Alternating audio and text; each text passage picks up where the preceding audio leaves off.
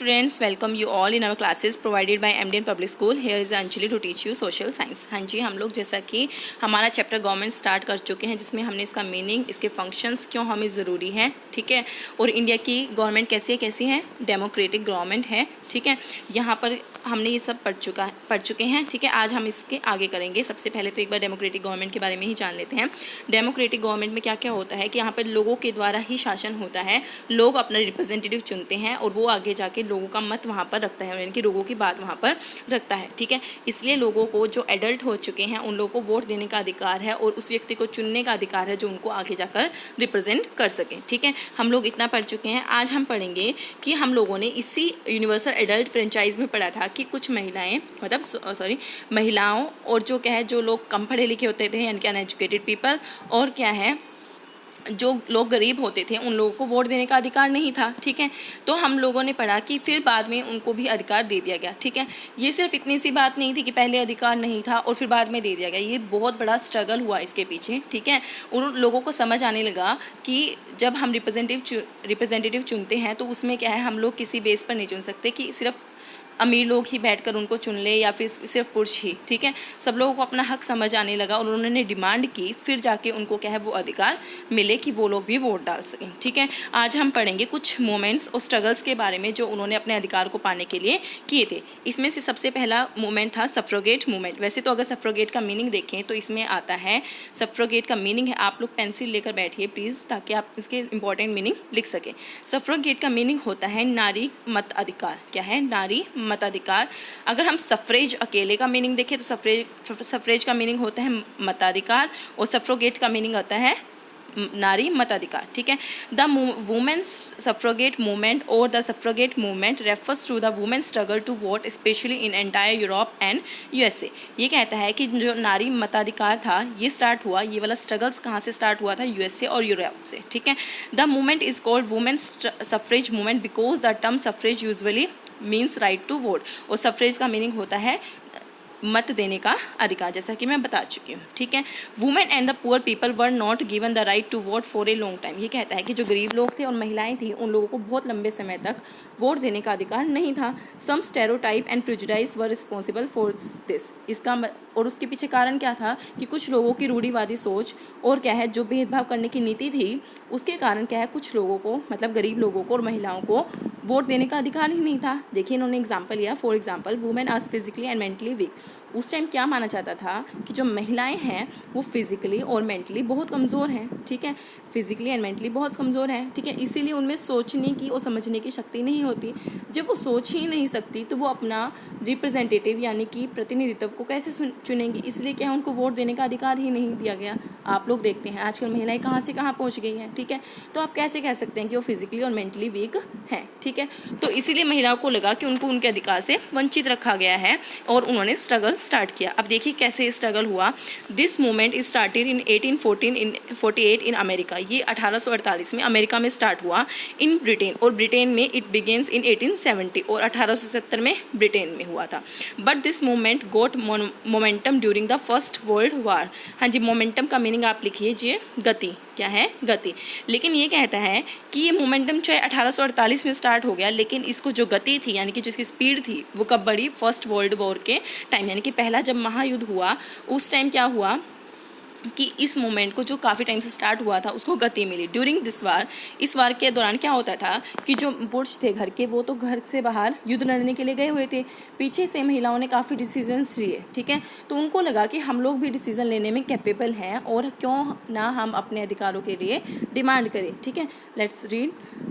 When men were fighting outside, जब पुरुष बाहर लड़ रहे थे, women proved their capabilities of making decision। तो महिलाओं ने क्या किया? डिसीजन लेना स्टार्ट किया।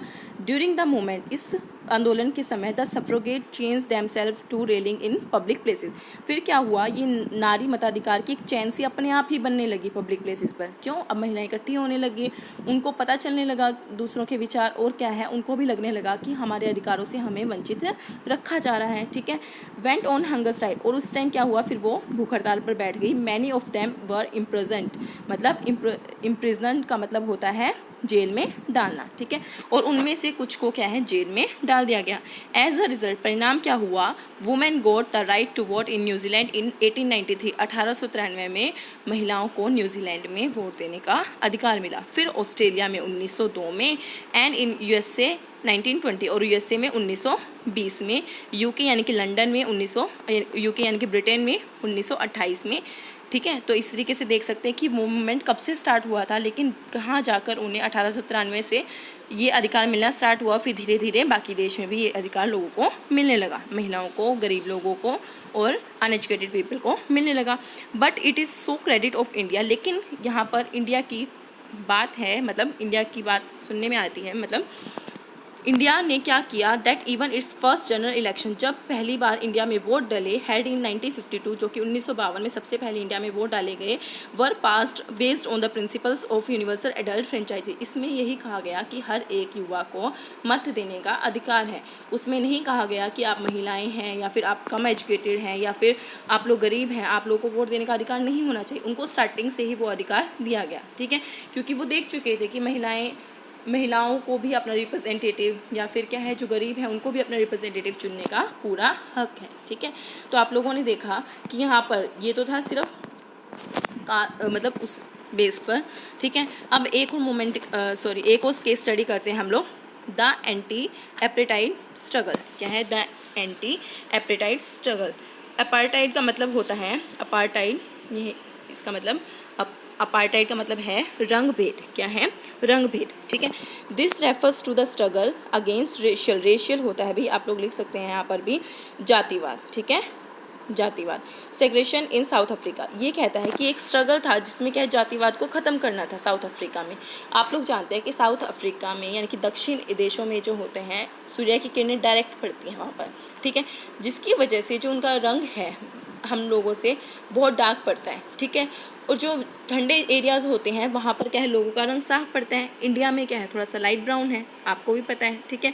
तो ये कहता है कि वहाँ पर लोगों का रंग अलग अलग था। अभी देखते हैं इसमें क्या लिखा हुआ है। Apartheid means separation on the basis of race. इसका मतलब क्या है, लोगों के साथ रंग भेद करना उनकी कास्ट के बेस पर। क्या हुआ, in South Africa people were divided into white, black, Indian and coloured races. लोगों को बांट दिया गया, कालों में, गोरों में, ठीक है, इंडियंस में। ब्लैक वर नेटिव पीपल, जो ब्लैक लोग थे, मतलब जिनका रंग ब्लैक था, वो वहाँ के रहने वाले लोग थे। While white came from outside the settle here. लेकिन जो गोरे लोग थे वो किसी और देशों से आए थे ताकि वो वहाँ पर रह सके, ठीक है।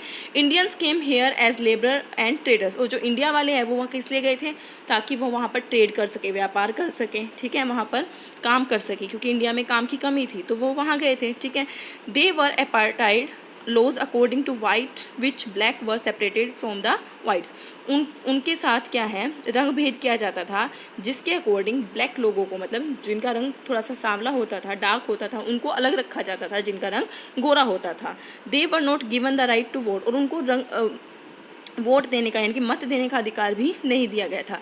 They were no intermixing among races, they were separated public facilities and different education standards. ये कहते हैं उनको उनके साथ मिक्स नहीं होने दिया जाता था, ठीक है। उनके लिए सारी बेसिक फैसिलिटी यानी कि पानी पीने की फैसिलिटी, जो भी फैसिलिटीज़ थी उनको अलग रखा जाता था। और क्या है, डिफरेंट स्कूल होते थे कि स्कूल में गोरे लोग पढ़ेंगे, इसमें काले लोग। They were separate hospitals, ambulance, train, buses, even bus stop for black and white people.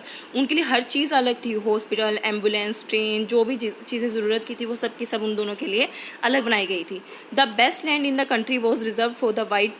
और जो अच्छी भूमि थी वो तो क्या है, वहाँ पर तो गोरे लोग रहेंगे। Whereas non whites had to live on the first available land.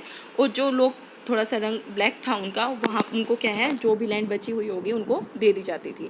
The black and coloured people were force to learn Afrikaans language in school. जो ब्लैक लोग थे उनको फोर्सफुली कहा गया कि आपको अफ्रीकन्स पढ़नी पड़ेगी। This was a language that was spoken by the whites. क्योंकि ये गोरे लोगों की लैंग्वेज थी। हाँ जी, क्या था, गोरे लोग दूसरे देशों से आकर वहाँ पर रहने लगे थे, ठीक है। और उनको ये दिखाया जाता था कि तुम लोग काले हो, ठीक है, उनको दबाया जाता था, ठीक है। और उसी बेस पर उनके लिए स्कूल, एजुकेशन, सब फैसिलिटीज़ अलग कर दी कि हम लोग इंपॉर्टेंट है और तुम लोग कम इंपॉर्टेंट हो, ठीक है। द स्ट्रगल अगेंस्ट रेसिज्म, फिर जातिवाद के लिए स्ट्रगल स्टार्ट हुआ। कब स्टार्ट हुआ ये? 1970 में। People all over the world began to demand that the practice should end. तो लोगों ने डिमांड करनी शुरू की कि ये जो आप लोगों ने स्टार्ट किया हुआ ना अपार्टाइड, इसको ख़त्म करें। The American nation Congress under the leadership of Nelson Mandela became prominent. तो सबसे पहले क्या है, नेल्सन मंडेला थे, ठीक है, अफ्रीकन नेशनल कांग्रेस के जो लीडर थे, उन्होंने क्या है इस स्ट्रगल को मतलब ख़त्म किया और जो अपार्टाइड होता था, मतलब रंग भेद होता था, उसको ख़त्म किया। अल्टीमेटली इन 1991 फिर 1991 में president FW de clerk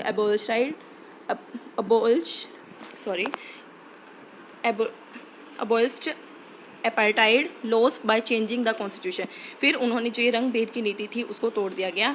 in 1994 south Africa become a democratic country. और फिर 1994 में क्या हुआ, वहाँ पर भी क्या है एक डेमोक्रेटिक कंट्री एस्टेब्लिश हुई। Election were held in that year, और उसी साल वहाँ पर क्या हुए, इलेक्शंस हुए। And Nelson Mandela become the first black president of south Africa. और सबसे पहले जो नेल्सन मंडेला थे, मतलब जब उनको सबको हक मिल गया तो नेल्सन मंडेला उस टाइम वहाँ के प्रेसिडेंट बने। आई होप आपको ये दोनों केस समझ आए होंगे कि कैसे महिलाओं ने अपने हक के लिए लड़ाई ली, और वहाँ पर जहाँ पर रंग भेद के कारण उनको अलग अलग किया जाता था और उनके अधिकारों से वंचित रखा जाता था, उन्होंने भी क्या है अपने हक के लिए लड़ाई लड़ी, और आज क्या है वो लोग वोट देने के अधिकार से वंचित नहीं है। ठीक है, आप लोग प्लीज़ इसको ध्यान से समझिएगा क्योंकि लेसन बहुत इंपॉर्टेंट और इंटरेस्टिंग है। ठीक है, आई होप आपको समझ आएगा। मिलते हैं हम अपने नेक्स्ट क्लास में, तब तक के लिए स्टे सेफ, स्टे हेल्दी।